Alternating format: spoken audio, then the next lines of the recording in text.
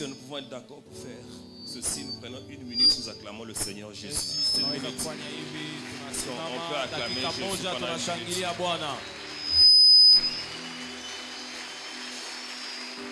Thank you, Jesus. La gloire te revient, Jésus.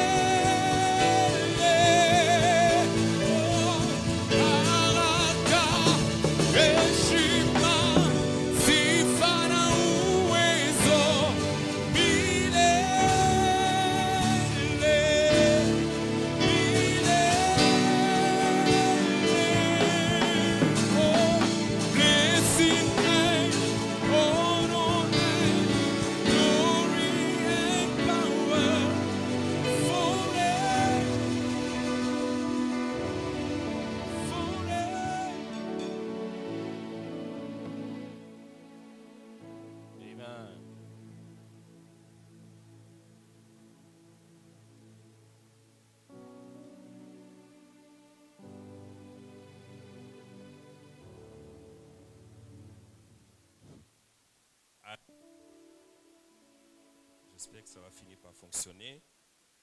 Bénissons le Seigneur. Et j'ai aimé ce que nous avons fait tout à l'heure. On a acclamé pour le roi des rois.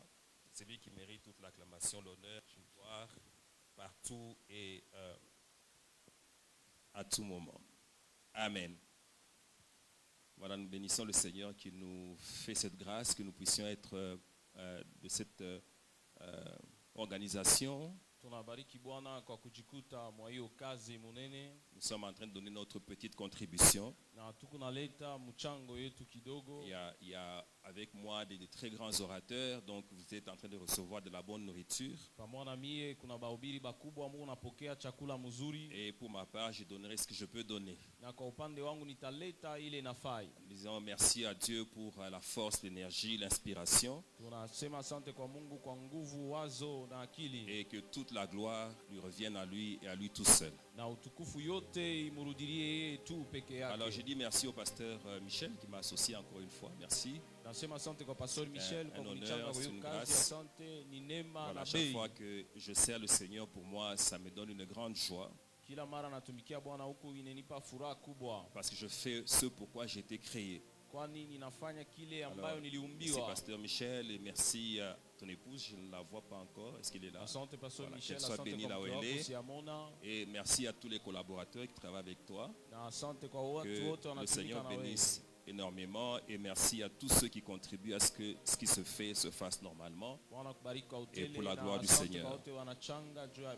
Voilà, je voudrais aussi apprécier la présence de mon épouse. Est-ce que nous pouvons aussi acclamer pour sa présence?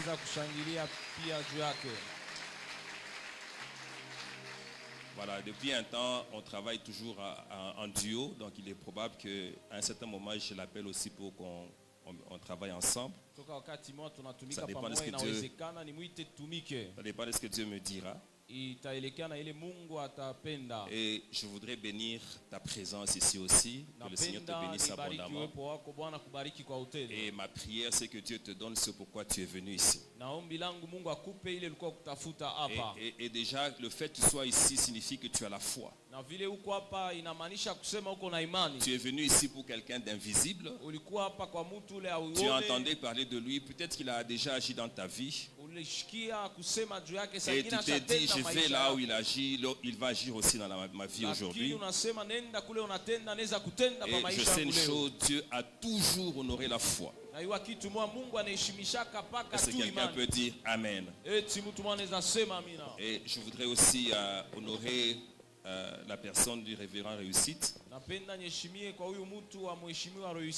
à l'heure, lorsque j'étais dans le studio que vous avez fait là-bas, Pasteur Michel, je me suis souvenu que c'était là sa chambre. Lorsqu'on a commencé le ministère Génération Joël, c'est là qu'il était, qu'il dormait. Donc c'est une chambre spéciale, celle-là. Voilà, elle fait partie de la grande histoire de la Génération Joël. On a commencé petit, il est venu ici comme quelqu'un qui était juste de passage. Et il a accompli une très grande œuvre. Nous lui sommes reconnaissants, je crois que le ciel aussi lui est reconnaissant. Est-ce que nous pouvons, même s'il ne nous suit pas, est-ce que nous pouvons acclamer pour le révérend Réussite? Amen. Alors il y a deux choses que le Seigneur m'a dites. La première, c'est que cette soirée est une soirée d'impactation pour les prophètes. On ne m'appelle pas prophète, mais le Seigneur m'a donné ce ministère là aussi pour réveiller les héros qui dorment. Donc surtout si tu es prophète et que ton ministère ne fonctionne plus, ou bien on t'a déjà dit que tu étais prophète mais il n'y a rien qui se passe de particulier pour l'instant, alors je t'annonce qu'aujourd'hui c'est ton jour. Le Seigneur va te visiter puissamment et tu vas voir que tu vas passer à une nouvelle dimension de ta vie. Et la deuxième chose que le Seigneur m'a dit, c'est qu'il va agir par des signes. Et qu'après le travail qu'on fera aujourd'hui, il y aura beaucoup de témoignages. Je suis en train de dire cela pour que quelqu'un soit prêt du début à la fin. Ne sois pas distrait à n'importe quel moment pendant que je serai en train d'exercer mon ministère. Quelque chose peut se passer. Et ça peut se passer maintenant, plus tard ou à la fin, ça dépend. Mais sois prêt, ne sois pas distrait. Alors si tu es prêt avec moi, nous allons aller dans la parole de Dieu. Nous lisons deux textes. Et nous sommes dans 1 Samuel chapitre 2. Nous allons lire du verset 1er au verset 8. Et après cela, nous allons lire dans les psaumes chapitre 113, versets 1 à 9. Alors nous y allons. 1 Samuel 2, à partir du premier verset. Anne pria et dit: mon cœur se réjouit en l'Éternel, ma force a été relevée par l'Éternel. Ma bouche est ouverte contre mes ennemis, car je me réjouis de ton secours. Nul n'est saint comme l'Éternel, il n'a point d'autre Dieu que toi. Il n'y a point de rocher comme notre Dieu. Ne parlez plus avec tant de hauteur, que l'arrogance ne sorte plus de votre bouche, car l'Éternel est un Dieu qui sait tout, et par lui sont pesées toutes les actions. L'arc des puissants est brisé, les faibles ont la force pour ceinture. Ceux qui étaient rassasiés se louent pour du pain, et ceux qui étaient affamés se reposent. Même la stérile enfante 7 fois, et celle qui avait beaucoup d'enfants est flétrie. L'Éternel fait mourir et il fait vivre. Il fait descendre au séjour des morts, il en fait remonter. L'Éternel appauvrit et il enrichit, il abaisse et il élève. De la poussière, il retire le pauvre, du fumier, il relève l'indigent. Pour les faire asseoir avec les grands, et il leur donne en partage un trône de gloire, car à l'Éternel sont les colonnes de la terre, et c'est sur elle qu'il a posé le monde. Alors nous allons dans les psaumes, prenons le psaume 113. Tunaenda Muzaburi 113.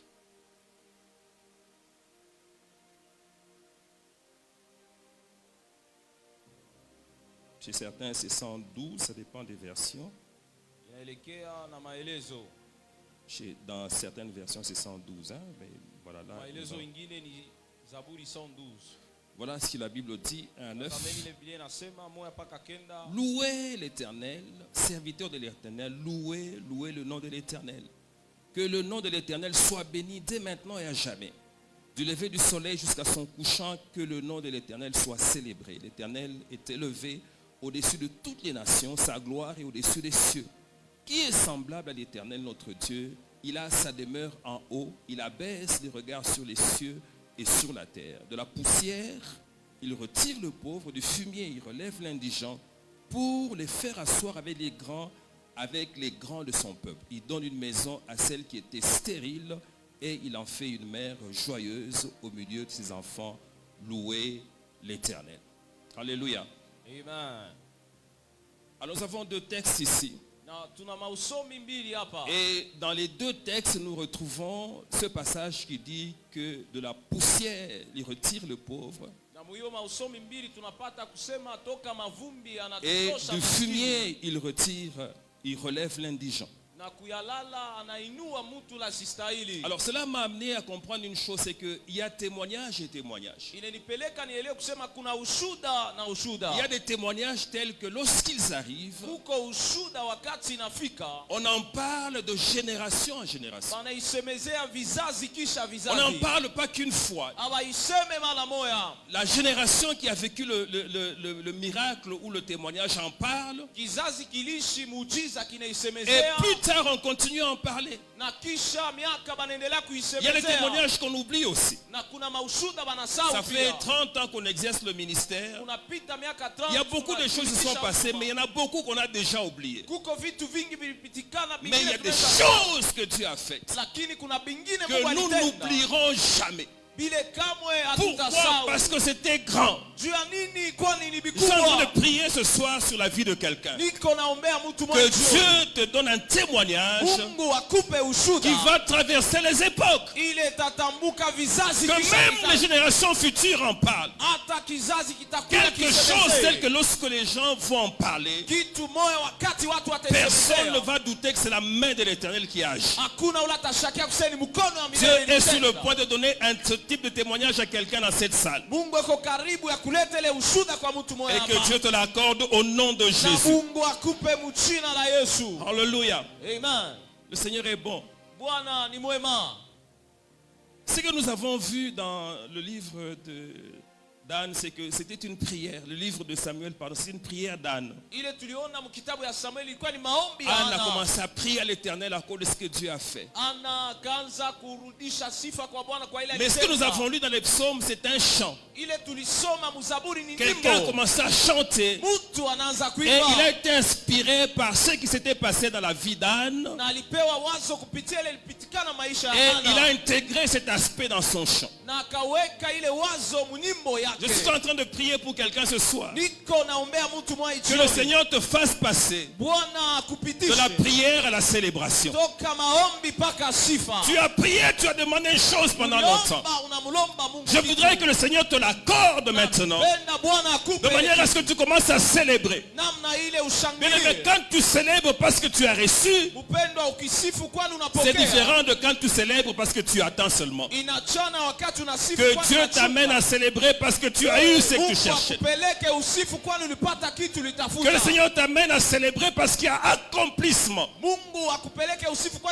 Et j'ai toujours remarqué lorsque on fait un chant avec un témoignage, ce chant-là il est puissant. Que Dieu t'accorde un chant comme ça. Un chant de ta propre vie.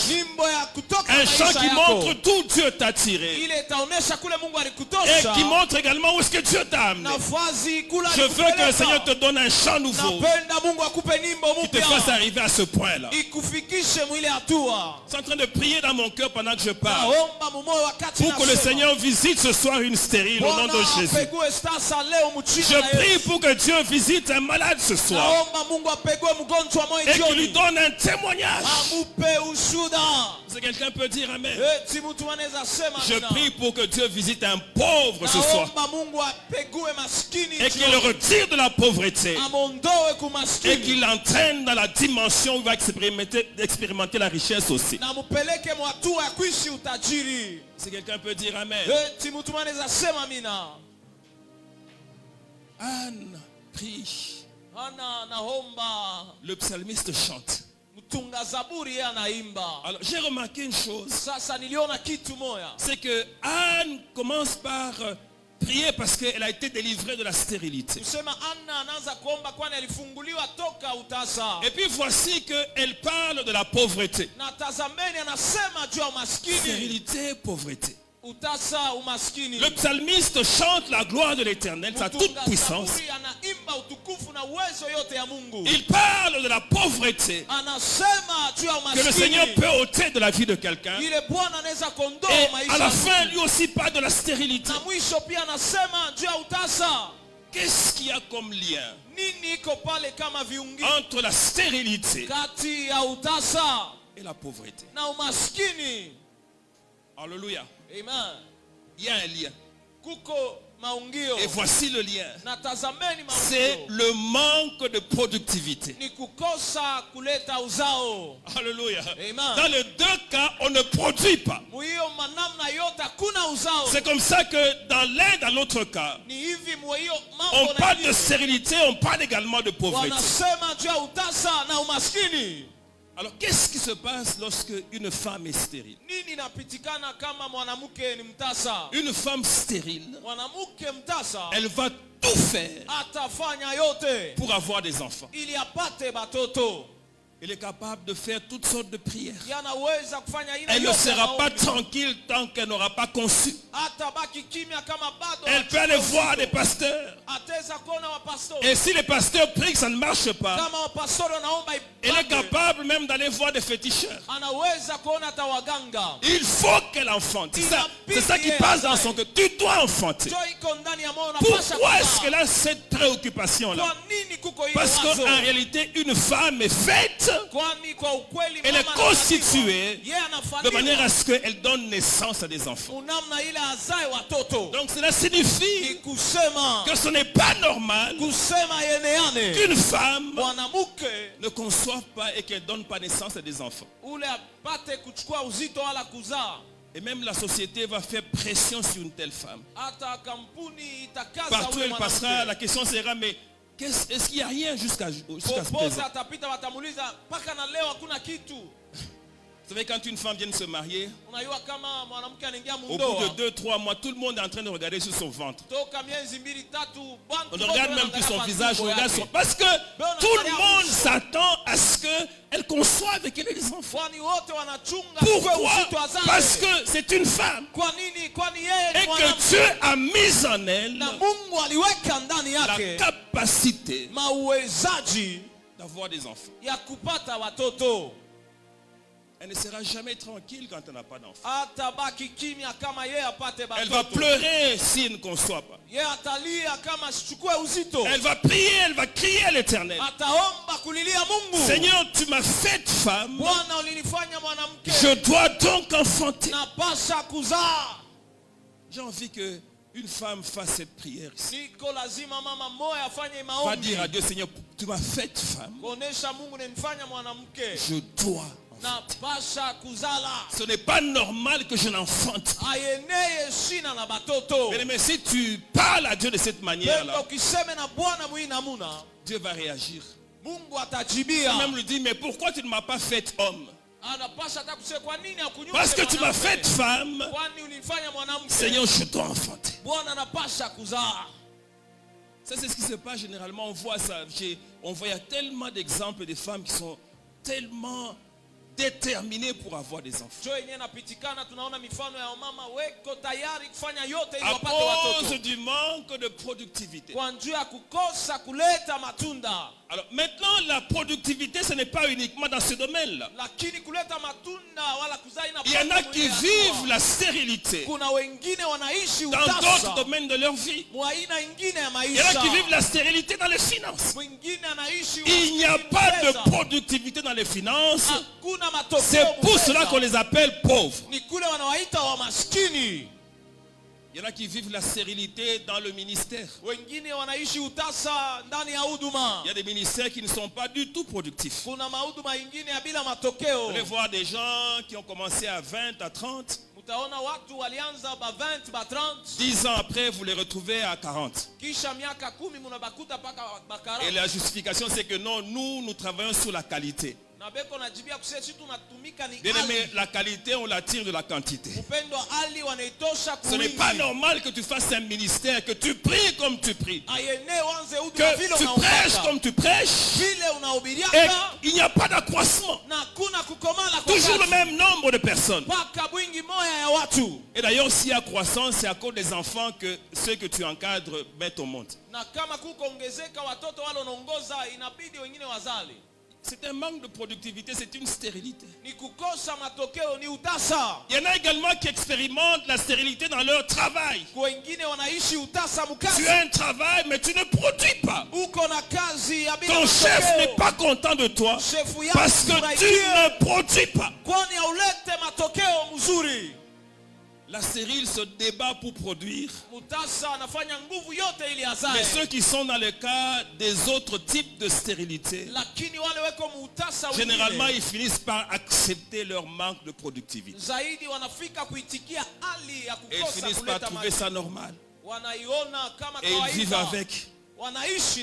C'est pour cela que vous allez voir un pauvre qui commence à dire non, peut-être que Dieu, moi, il m'a créé pour la pauvreté. Et il en reste là avec le risque qu'il passe à la prochaine étape qui consiste à critiquer tous les riches et à poser la question de savoir si c'est toujours Dieu qui bénit. Vous savez que lorsque vous êtes riche au milieu de pauvres, vous êtes en danger. Hein? Parce que ce sera toujours la question, est-ce que Dieu peut donner ce type de voiture? Est-ce que Dieu peut donner ce type de maison? Est-ce que Dieu peut donner ce type de prospérité? Comme dans le cas de la stérile. Lorsque tu vis une stérilité dans les autres domaines, il y a quelque chose d'anormal. Ça ne devrait pas se passer ainsi. Parce que Dieu a mis en toi la capacité de produire. C'est pour cela que lorsqu'il a créé l'homme, il l'a béni. Et après, qu'est-ce qu'il lui a dit? Soyez féconds. Alors généralement on s'arrête à la dimension d'avoir des enfants. Mais cette fécondité dont Dieu a parlé, c'est une fécondité dans tous les domaines. De manière à ce qu'on soit productif. Et c'est comme ça qu'on a la capacité d'aller conquérir le monde.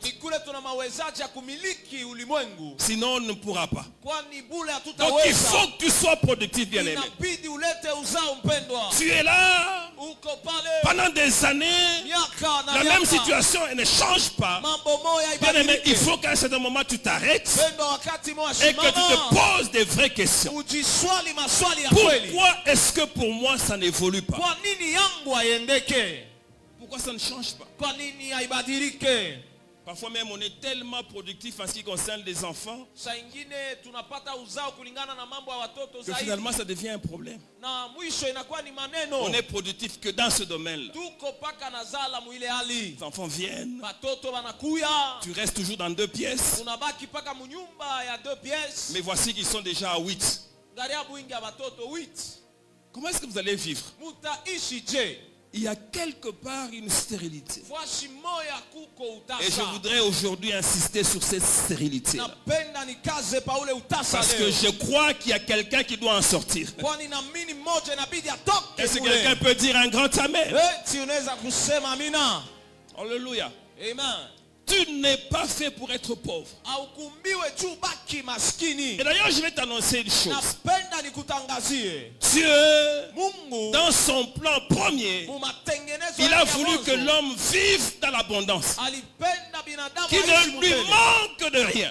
C'est comme ça que lorsqu'il a créé, il l'a placé dans un jardin dans lequel il y avait tout.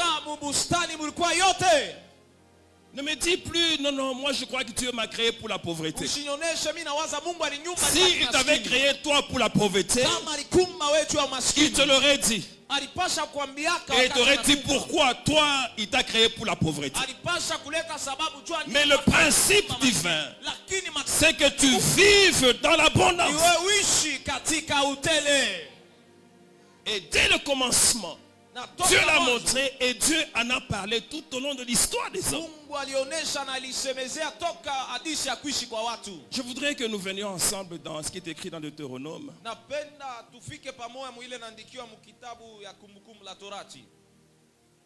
Chapitre 8. Et nous lisons à partir du verset 7.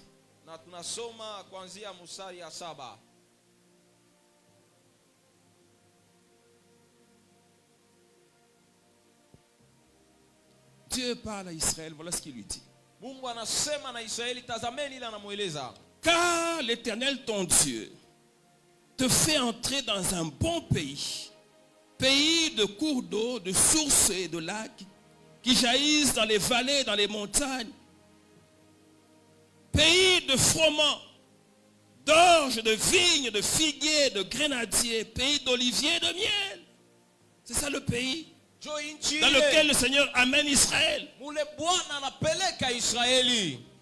Ce n'est pas un pays de disette. Il ne dit pas allez là, dès que vous allez entrer là-bas, vous allez seulement prier, adorer. Il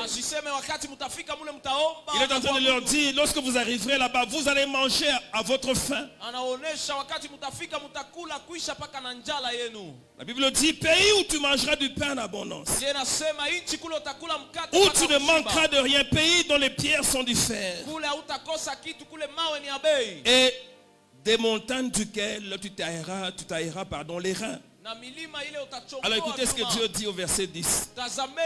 Lorsque tu mangeras, te rassasiras, tu béniras l'Éternel, ton Dieu, pour le bon pays qu'il t'a donné. Garde-toi d'oublier ton Dieu, au point de ne pas observer ses commandements, ses ordonnances, ses lois, que je te prescris aujourd'hui. Lorsque tu mangeras, tu te rassasiras. Lorsque tu bâtiras et habiteras de belles maisons. Lorsque tu verras multiplier ton gros et ton menu bétail, s'augmenter ton argent et ton or, s'accroître tout ce qui est à toi. Est-ce que quelqu'un est en train de saisir la pensée de Dieu pour sa vie ce soir? Bien-aimé, Dieu n'a pas fait sortir Israël de l'Égypte pour le laisser au désert. Dieu a fait que Israël sorte de l'Égypte pour aller à Canaan. C'était ça le plan complet de Dieu. Le désert était un transit. Le désert n'était pas un terminus. Il fallait passer par là, mais il fallait arriver à Canaan. Alors plusieurs, ce qu'ils font, c'est qu'ils sont au désert. Ils sont contents d'avoir la manne tous les jours. Et à un moment, quelques cailles qui tombent aussi. Voilà, ils sont contents. Ils disent que, voilà, c'est... D'ailleurs, il y a même qui font la prière, Seigneur, ne me donne pas plus, sinon je vais tomber. Alléluia. Amen. Le Seigneur est encore précis. Allons ensemble dans ce qui est écrit dans 2 Corinthiens chapitre 8 verset 9.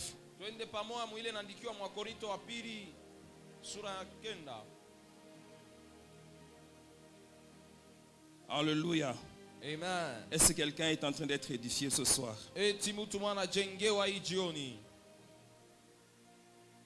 Nous sommes dans 2 Corinthiens, Wakorinto wa pili, chapitre 8, verset 9. sura ya 8 mstari ya 9.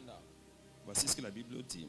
Tazameni ile Biblia inasema, car vous connaissez kwani la mnajua grâce de notre Seigneur Jésus-Christ, neema ya Bwana wetu Yesu qui Kristo, pour vous yeye juu yetu s'est fait pauvre de riche qu'il était, alijifanya maskini vile alikuwa afin que tajiri, par sa pauvreté vous fussiez enrichis. ili tokea umaskini wake. Alors muwe maintenant, si watajiri. tu es vraiment spirituel, tu vas me dire non, non, la richesse dont il parle, c'est la richesse spirituelle. Sasa we kama kwa kiroho sana utaniambia hii utajiri ni ya kiroho.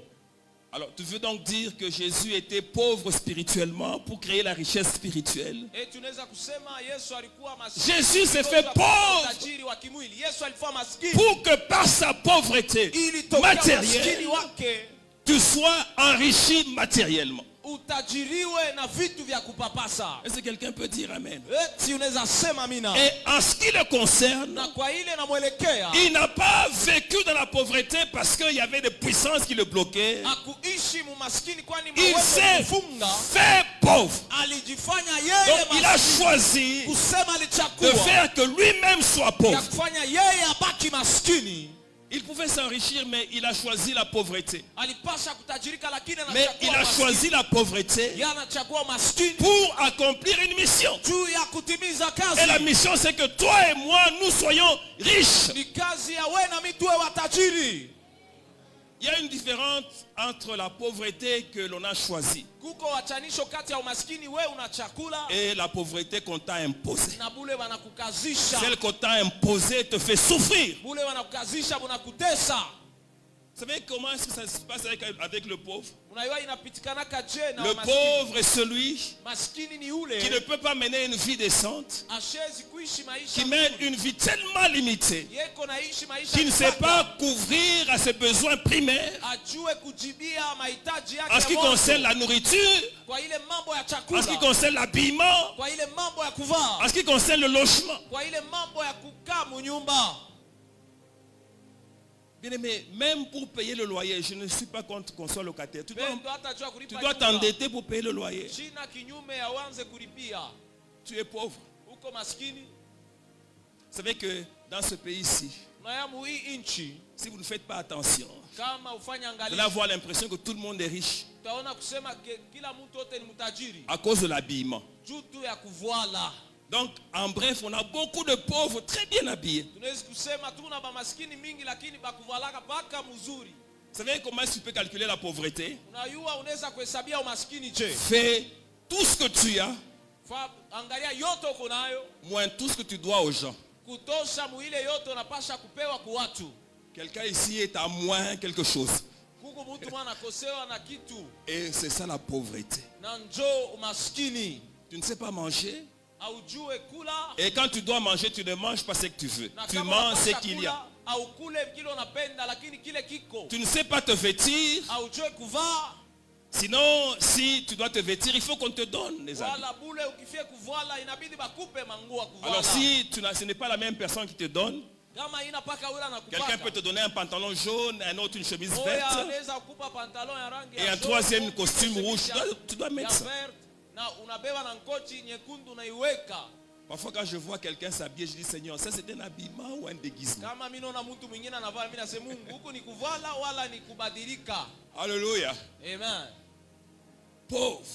Maskini Mais on dit non, non, l'essentiel c'est célébrer l'éternel. asema Alors kaka voilà le kusifu danger Bwana. qu'il y a, c'est qu'au fur et à mesure que tu es dans cette condition-là, Angalia hatari kama unabakia mwile hali. dans ton cœur se développe la haine, la Ndani jalousie ya chuki, tamaa et plus tard la méchanceté.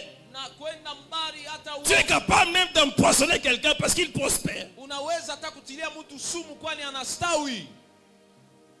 En train d'avoir une spiritualité fausse, là non, nous c'est seulement le ciel. Na mambo moya kilo unatembea Je na vais te ya dire une bongo. chose, c'est que Oh, tu sema dis ça quand tu es en public, mais qu'est-ce qui se passe quand tu es seul? huku naisema kama unabantsapa Tu wewe. pleures, tu dis à Dieu Seigneur, jusqu'à quand? Huku nalia kuonesha Mungu Bwana paka wakati kani. Il y en a qui sont très spirituels, hein, même quand il faut parler à Dieu, ils prennent des expressions bibliques. Huku Jusqu'à quand? bengine ni ba mukiro. Nous on dit jusqu'à quand? Anabeba mambo ya Biblia asema Bwana paka wakati gani? Shi tunasema wakati gani? Jusqu'à quand, Seigneur? Paka wakati gani Bwana? Alléluia. Amen. Le Seigneur veut que tu sois dans l'abondance. On lit un passage et puis on va aller plus loin. 2 Corinthiens chapitre 9 verset 8.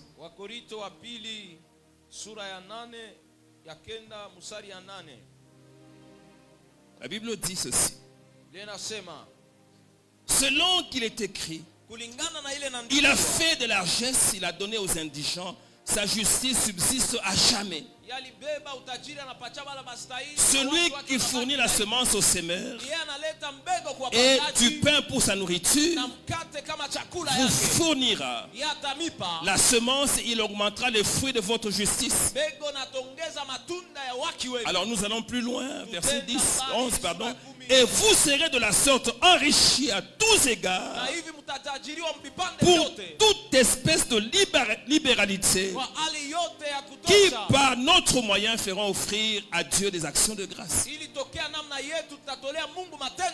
Mais j'ai besoin qu'on retourne au verset 8. Dieu peut vous combler de toutes sortes de grâces afin que possédant toujours, donc, pas quelques jours, toujours, en toutes choses. Est-ce que quelqu'un peut me dire en combien de choses? En toutes choses, de quoi satisfaire tous vos besoins? Combien de besoins? Tous vos besoins. Et vous ayez encore en abondance. Donc, après avoir comblé tous vos besoins, vous en avez encore en abondance pour toute bonne œuvre. J'ai envie de savoir qui dans cette salle ne veut pas être dans cette condition et s'il préfère la pauvreté. Alléluia. Amen. Le Seigneur a besoin que quelqu'un ce soir se réveille. Anne a eu un bébé merveilleux. Un bébé qui a marqué son époque et même les époques plus tard. Quand vous lisez les 2 livres de Samuel, Samuel meurt au 25e chapitre de 1 Samuel. Mais son histoire continue jusqu'au verset, au chapitre 31.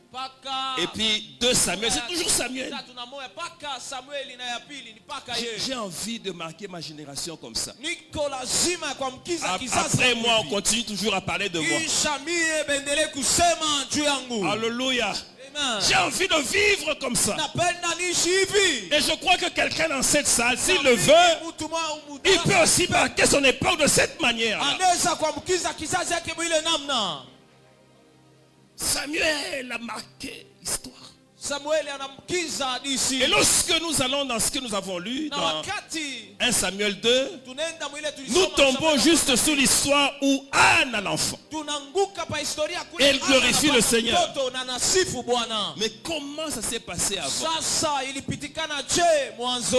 Avant cela, Anne montait chaque année avec son mari,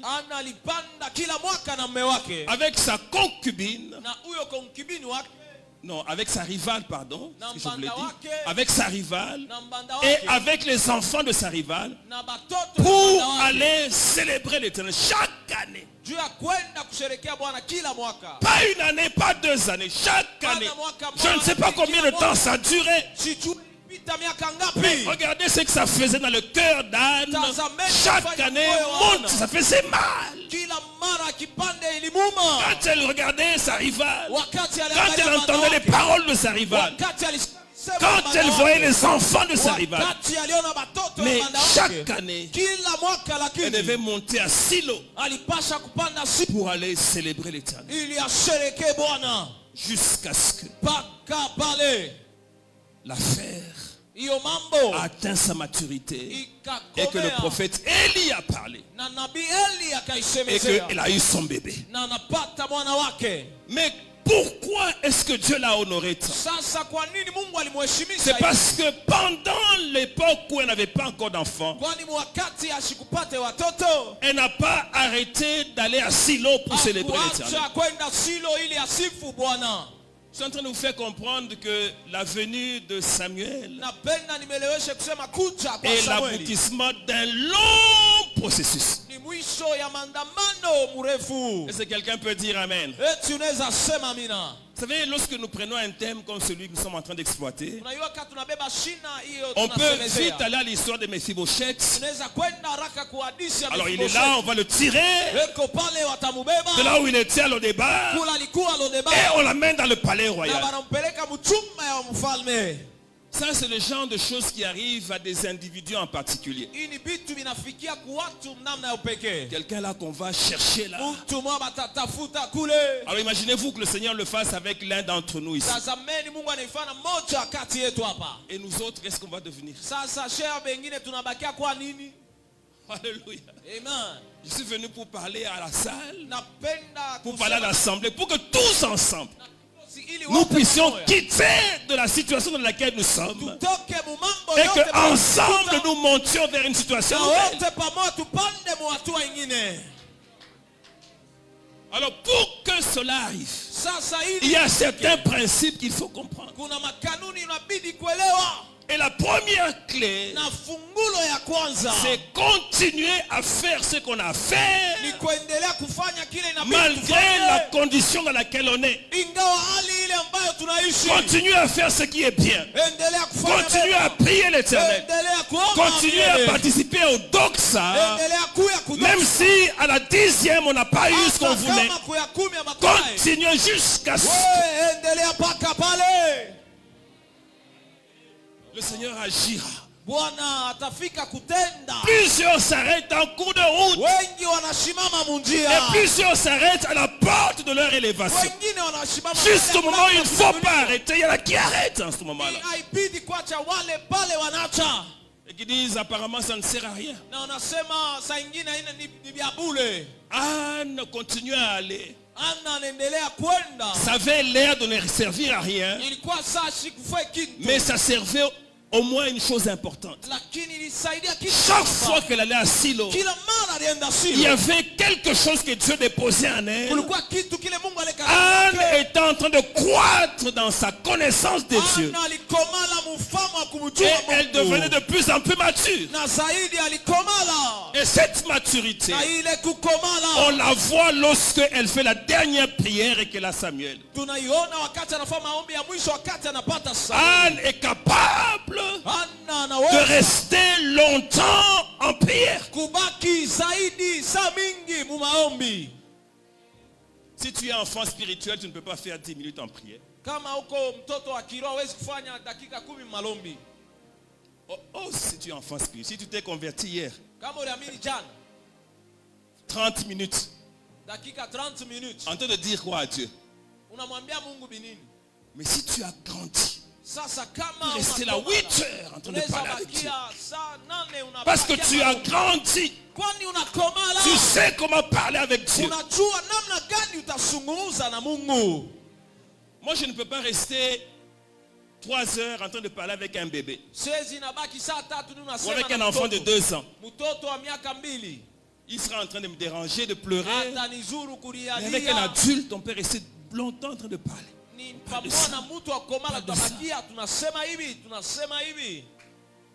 Chaque fois qu'elle allait à Silo, elle croissait. Et on le voit également dans la précision de sa prière. Celui qui a eu de la croissance prie de manière précise. Il ne demande pas à Dieu de n'importe quelle manière. Il sait pourquoi il est là. Seigneur, voici ce que je veux. Je ne veux pas n'importe quel type d'enfant. Je veux un enfant mâle. Je veux un enfant mâle. Celui qui a de la croissance, il sait également dans sa prière considérer les intérêts du royaume. Alléluia. Il n'est pas égoïste, il ne fait pas que prier pour lui-même. Il se dit à Dieu, Seigneur, si tu me bénis, voilà ce que je vais faire pour ton œuvre. Anne lui dit, si tu me donnes cet enfant, je vais te l'offrir. Et celui qui a grandi Il prie avec foi. Il sait que Dieu est vivant. Il sait que Dieu est réel. Et il est le rémunérateur de ceux qui le cherchent. Si quelqu'un peut dire Amen. Mais la vraie foi, elle n'est pas seulement fondée sur la parole de Dieu. Je vais m'expliquer. La vraie foi, elle est fondée sur la nature de Dieu, de celui qui proclame la parole. C'est vrai, il faut que la parole vienne. Mais pourvu que cette parole soit de Dieu, c'est celle qui crée la foi. Pourquoi est-ce qu'on a foi? Parce que celui qui a prononcé la parole est capable de tout. Plusieurs limitent Dieu. Dieu parle. Pose la question, est-ce qu'il saura agir? Est-ce que ce qu'il dit c'est vrai? Vous savez que Dieu dit toujours la vérité. Au point que si Dieu dit que cette Bible est noire, dès qu'il a parlé, elle devient noire. Donc cette couleur ici devient le noir. Pourquoi? Parce que le créateur de toutes choses a parlé. Et Dieu est capable de tout. Quand tu crois comme ça, alors tu as une foi stable. Alors tu peux évoluer avec le Seigneur pour vivre des miracles dans ta vie. Est-ce que quelqu'un peut dire Amen? Anne a prié. Elle a eu son enfant. Et Anne a eu ce fruit-là parce qu'elle a su grandir, croître avec le Seigneur. Alors lorsqu'elle fait sa prière, elle parle de ce que Dieu a fait dans sa vie. Elle parle également de ce que Dieu est capable de prendre le pauvre de la boue là où il est et l'amener avec les grands. Il est capable également de prendre l'indigent du fumier et de l'amener aussi s'asseoir avec les grands. Alors ici, j'ai envie de dire 3-4 mots. Comme je vous disais tout à l'heure, j'ai envie que toute la masse, nous passions du point A au point B. Qu'est-ce qui se passe souvent? Dieu dit, je t'élève. Tu vas t'asseoir avec les grands désormais. Tu seras aussi grand parmi les grands. Quand Dieu a parlé, les gens se réjouissent. Mais le problème que Dieu a avec les hommes, c'est ce qui se passe après cette parole. Qu'est-ce que tu fais? Alléluia. Amen. Est-ce que sauter ça suffit? Est-ce que offrir ça suffit? Est-ce que proclamer ça suffit? Je peux peut-être décevoir quelqu'un ce soir. Ça ne suffit pas. Alléluia. Amen. Après la parole de Dieu, le Seigneur a besoin que nous agissions sur sa parole pour que nous puissions avoir des fruits. Je vais être précis. Je prends d'abord un exemple banal.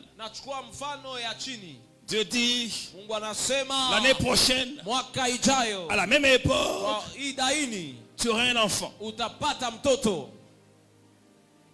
C'est la parole de l'Éternel. Et puis tu vas, les mois passent, il n'y a rien. J'ai eu un exemple comme ça. Alors je dis, il n'y a rien. Alors j'ai posé la question, je vais parler en langage codé. J'ai dit, vous là, chez vous là, il y a combien de classicos par mois?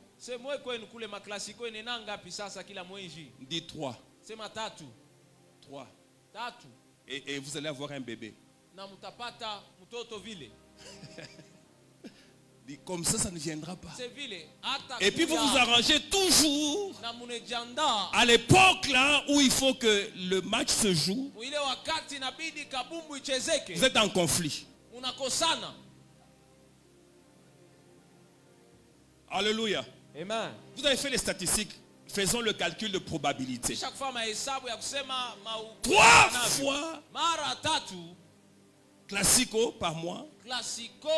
Dieu a parlé. Je vais te dire, ça ne s'accomplira pas. Alléluia. Amen. Il faut un travail. Il faut une implication dans la parole que tu as donnée. Pour certains, le problème à ce niveau, ça ne demande pas encore de prière. Non, pasteur, impose-moi encore la main. Non. Tu as besoin non pas de puissance, mais de sagesse.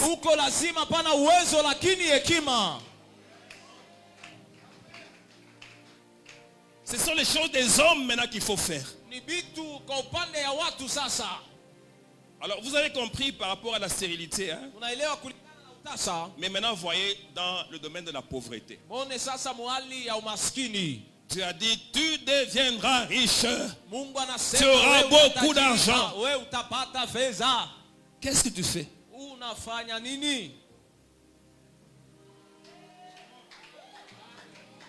La plupart ne font rien, ils attendent comme dans le cas de Mephibosheth.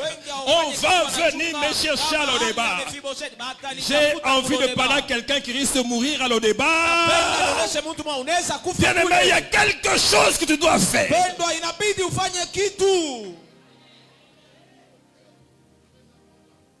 Tu ne fais rien, il n'y aura rien. Tu vas rester pauvre, malheureux, en train d'envier les autres, de les critiquer.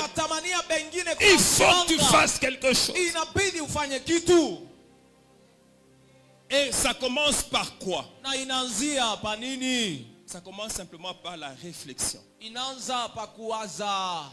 Réfléchis sur un projet. Il y en a qui ne réfléchissent même pas. Leur cerveau est en mode stop. Ou pause. Bien, mais pourquoi est-ce que quand Dieu oint, il commence par oindre la tête? C'est parce que ça a à faire avec le cerveau. Pourquoi l'onction est sur la tête? Il faut que tu t'arrêtes, que tu réfléchisses. Qu'est-ce que tu peux faire? Tu as un projet qui demande 20 000 $. Tu n'as pas 20 000 $. Mais régulièrement, tu as 500 $. Régulièrement. Qu'est-ce que tu fais? Vous savez que parfois je regarde à certains pauvres qui ont 3 téléphones. 3. Oh, parce que moi je prends tous les réseaux. C'est comme ça que j'ai 3. Et il les prend comme ça. Pauvre. Avec 3 réseaux. Et puis vous allez voir, l'un de ces téléphones là, c'est un iPhone. On m'a dit que c'est jusqu'à 16 maintenant. iPhone 16. Mais si tu vends cet iPhone là, une affaire commence. Alléluia. Amen. Alors c'est pour frimer, pour donner l'impression qu'on est riche. Mais je vais te dire une chose. Paraître, c'est largement plus cher qu'être. Paraître, ça te coûte cher. Tu dois acheter des habits chers, tu dois emprunter des habits, tu dois emprunter des chaussures pour que les gens aient l'impression que ça va. Il y en a même qui ont besoin que les gens remarquent que ça ne va pas pour les aider, mais on ne peut pas les aider. Tu es tellement bien habillé, mon frère. Donc tu n'es pas du genre aidable. Ça va? Mais maintenant, je t'amène dans ta chambre. Regarde sur quoi tu dors. Regarde sur quoi tu dors. Ça c'est pas une maison, c'est un abri. C'est un abri, c'est pas une maison ça. Mais quand tu sors de là, tu as l'air d'un ministre. On ne peut pas t'aider. Mais si tu es là comme ça, en tout cas, tu vas rester pauvre. Alléluia. Amen. Je vais parler de beaucoup de choses, mais quand je reviendrai là. Alors, je suis en train de dire à quelqu'un, ne manque pas l'enseignement que je vais donner le 20. Alors, je suis en train de te dire une chose importante. Vous savez, lorsque Dieu te dit, je vais te tirer de là où tu es, et je vais te faire asseoir avec les grands, alors je vais te donner une information. Le milieu des grands là va exercer une pression sur toi, mon frère. On va te dire, non, allons un peu manger à Carave. Toi, tu vas y arriver comment? Est-ce qu'on peut se retrouver à Paris? Tu vas y arriver comment?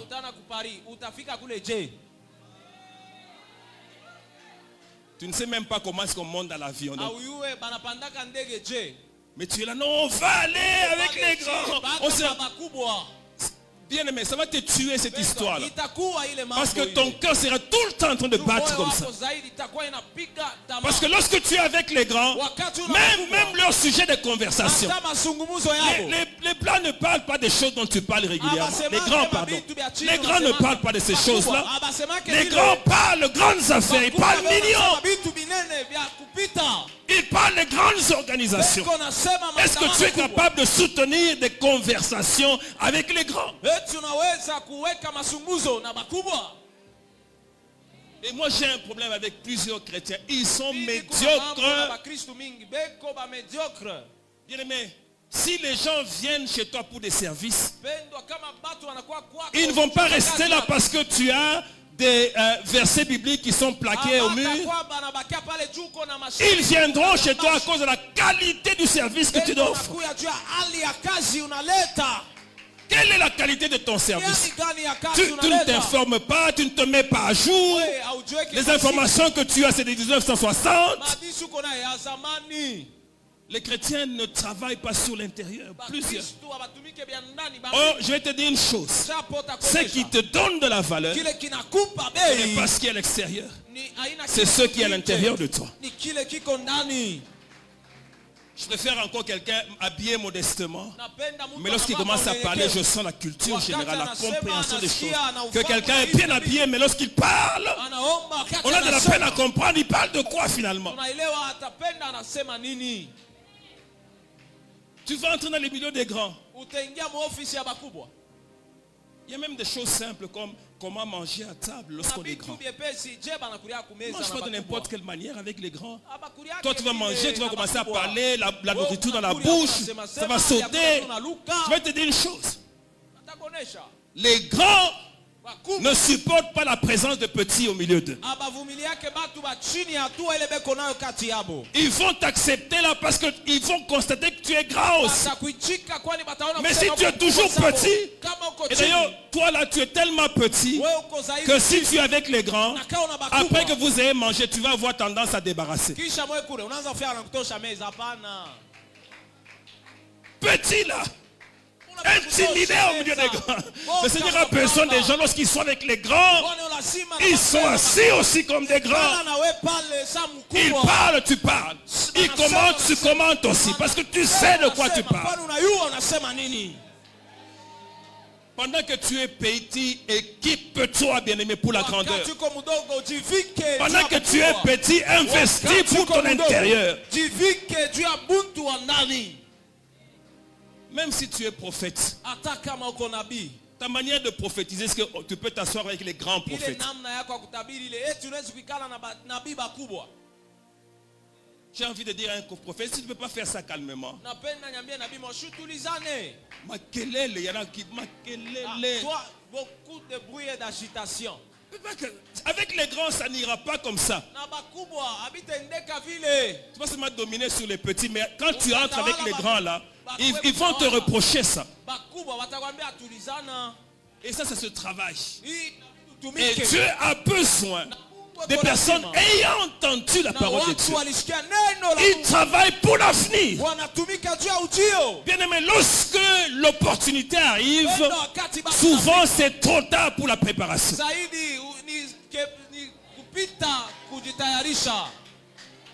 C'est la raison pour laquelle il y a des gens que Dieu laisse dans certaines situations.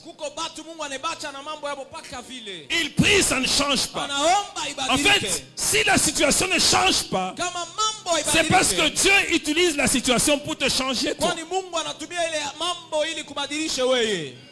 Il est en train de faire un travail en toi pour que la grandeur se développe. Parce qu'il sait que dans 2 ans, dans 3 ans, dans 4 ans, tu vas t'asseoir avec les grands. Mais je voudrais terminer par une bonne nouvelle. Dans cette salle, il y a des gens qui ont déjà payé le prix. Qui se sont préparés. Et c'est pour eux aussi que la parole est venue. Il y a des gens que Dieu va prendre, qui va installer dans la grandeur. Parce que la grandeur est déjà installée en eux. Il va les positionner. Il va les placer. Il y en a que Dieu va imposer au milieu des grands, et ils ne seront jamais complexés parce qu'ils auront fait la préparation nécessaire. C'est pour ce type de personnes que la doxa de cette année est aussi organisée. C'est pour ça que je proclame sur la vie de quelqu'un, je proclame l'élévation dans ta vie au nom de Jésus Nazareth. Je proclame dans la vie de quelqu'un la restauration. Je proclame la récompense de l'Éternel. Je proclame dans ta vie une saison où personne ne va ignorer que tu existes, où ton ministère va commencer à parler fort, et on saura que tu es aussi là, parce que tu auras payé le prix, tu auras fait le travail nécessaire. Maintenant c'est ton temps. Je sens dans mon esprit que c'est le temps de quelqu'un dans cette salle. C'est ton temps maintenant. Et quand ton temps arrive, personne ne peut arrêter ton élévation. Personne ne peut bloquer l'œuvre de l'Éternel. Parce que c'est ton temps. Quelque chose va se faire. Tu vas voir que les voies vont s'ouvrir d'elles-mêmes. Ça va être facile. Ça va s'ouvrir. Et Dieu va le faire. Parce que le travail est déjà fait. Oh, je proclame la bénédiction sur la vie de quelqu'un dans cette salle. Oh, que Dieu fasse au-delà de ce que tu penses. Que Dieu fasse au-delà de ce que tu demandes. Que le Seigneur t'établisse à la grandeur.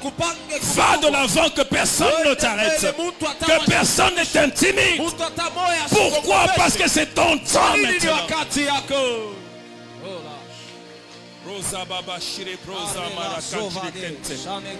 Je sens que c'est le temps de quelqu'un dans cette salle. Quelqu'un va témoigner d'ici là des choses que Dieu va accomplir. Et ça va être un témoignage qui va traverser les époques. On va en parler de génération en génération. Tu vas être une référence. Tu vas être une référence. Nous allons même nous taper la poitrine à cause de ce que Dieu aura accompli dans ta vie à toi. Il y a des personnes que le Seigneur va utiliser comme des signes et des prodiges, afin que tout le monde sache que c'est Dieu qui est Dieu, que c'est l'Éternel qui est le véritable.